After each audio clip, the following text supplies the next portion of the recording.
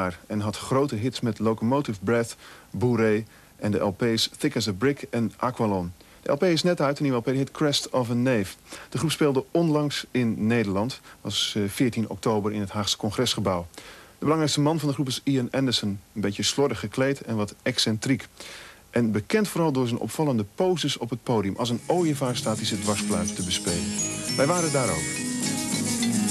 Deep red are the sunsets in mystical places, black are the nights on summer days.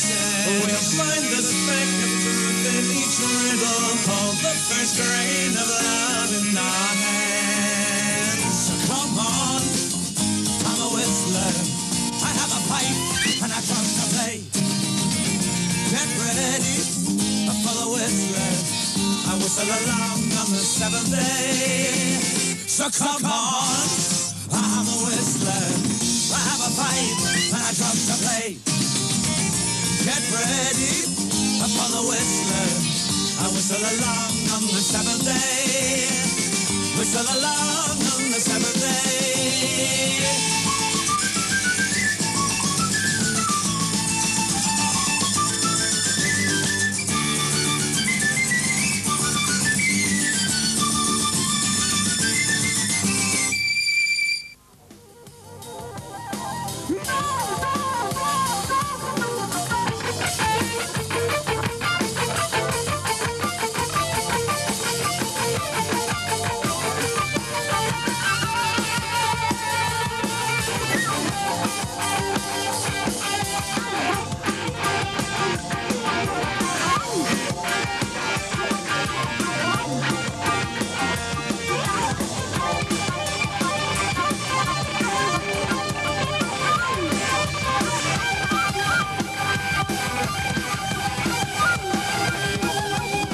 How do you manage to keep it going all the time? Well, it's not me that keeps on going, it's the people who come to see us that keep us going. Yeah. They're the ones, if there was nobody here to see us, and of course there may not be anybody here to see us tonight, until you see the whites of their eyes, you can't be sure. But as long as people come to see us, then we'll probably carry on playing. That's So really you good. have a very faithful audience. Yes, but it's not always the same people. I mean, we seem to always have new people every year, some, younger people coming in. But how do they get in touch with Toll? If there's no media publicity. Don't know. Very confusing, isn't it? I do ask them, and Yeah. I mean, they say, oh, well, we heard about Jethro Tull 3 years ago. Yeah. I mean, you ask some 18-year-old kid, how do you know about Jethro Tull? The answer is, well, I just heard something. I heard it in somebody else's record, or somebody else played me the music, and then they get interested and they go and buy a few records. And so I go on, and I'm very selfish. I go on and I play for me. I go on there because I want to have a good time. And that seems to me the best way of doing it. If I go on and try and please the audience, then I would become an actor or a theatrical person. When I go on and try and please me, and then I try and please the other guys in the group, and then finally, we might think about the audience. But I think the audience recognize that if you're honest, if you're playing for yourself, if you're looking for your own enjoyment, then it's more likely to pass that enjoyment on to them too. Certainly, yeah. If something doesn't quite go right on stage, then that's a terrible moment. But then maybe 10 seconds later you have a really good moment because something goes really right, It's a lot of ups and downs. Yeah. But that's not meant to be a flippant answer, it's the truth. I mean, I get really depressed if something goes horribly wrong on stage. And even more depressed when somebody says to me after the show, hey, you were great tonight. And I say, no, I wasn't, I was terrible, we made a terrible mistake. And they say, we didn't hear that. And then I want to kill them because I say, why didn't you hear it? I mean, it's very depressing when you make mistakes and people don't even notice, Send me back down the years of my days of my youth.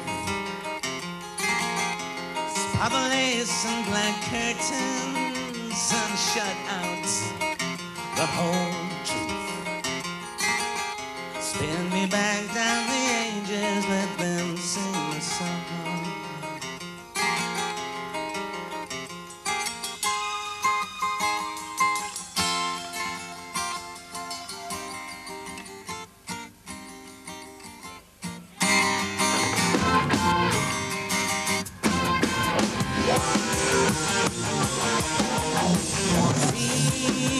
Harrison is born, but we pronounce him fit to fight. It peers himself in the night. Oh, make a man of him, but you do trade. Teach him to play Monopoly and how to stand a race.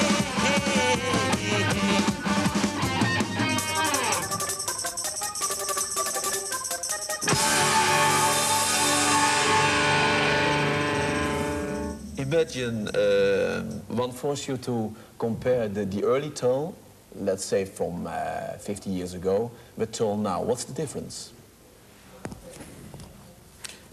Not such a lot. I mean, right at the moment, in terms of, well, if we're talking in terms of new records, then yes. I think that this current record on my part, was to go and try and pick up some of the ideas of blues music again, of the simple form that I started playing, and try and take that on in a slightly more sophisticated way in terms of... You mean the blues music from This Was, from your first album? Well, you know, the elements that were in our albums from This Was up until probably Aqualung.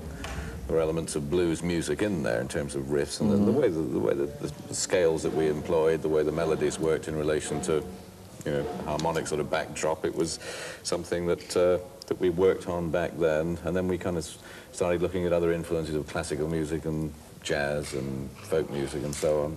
How long will you intend to go on? What do you think? Well, I don't really think beyond the next couple of years, but when I first started playing music, the typical life of anybody in music was, you know, a year, 2 years. You know, that was how long you last. You maybe had 2 or 3 hit singles and then down you went. You know, remember Duran Duran? Remember Howard Jones? It still happens today. I mean, it's come full circle. It's like that again. That poor old Nick Kershaw playing the working men's clubs. You know, it's awful. But that's what happens. You know, nowadays, record companies and managers, they push their artists. They want success tomorrow, and they want so much so quickly, and they don't let people develop at their own pace.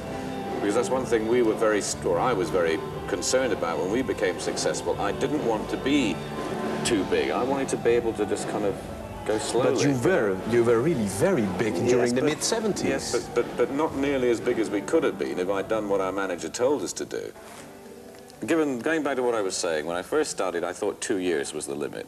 Then after we'd been doing it for 2 years, I thought, well, maybe, you know, we could go on for 5 years, you know, and then 5 years turned into 20 years. So now it would seem that the limit is not how long you can keep people with you, or how long you can be inventive musically, or how the limitation is purely that of age. And the physical limitations are going to set in for people like Mick Jagger and David Bowie and Ian Anderson and everybody else. It's going to happen in 10, 15 years' time. Because it's going to be very hard for Mick Jagger, who already is getting a bit, you know, bit sort of scrawny around the neck, and, you know, it's going to look pretty silly in 10 years' time, you know. Yeah. There is a point where age does catch up on you.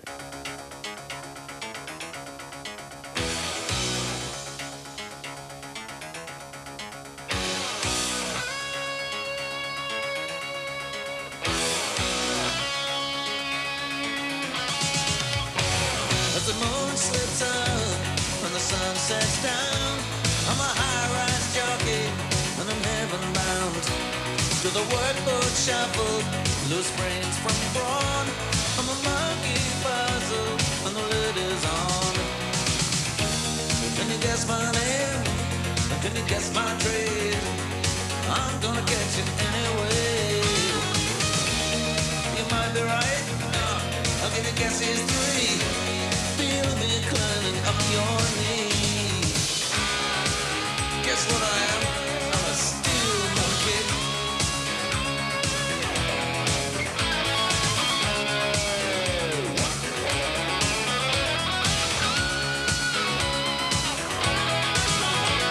Now some men hustle and some just think, and some go running before you blink. But some look up and some look down from 300 feet above the ground. Well, can you guess my name? Can you guess my trade? Well, I won't rest before the world is made. Arm in arm, the angels fly, keep me from falling out the sky. Still monkey, still monkey, still monkey.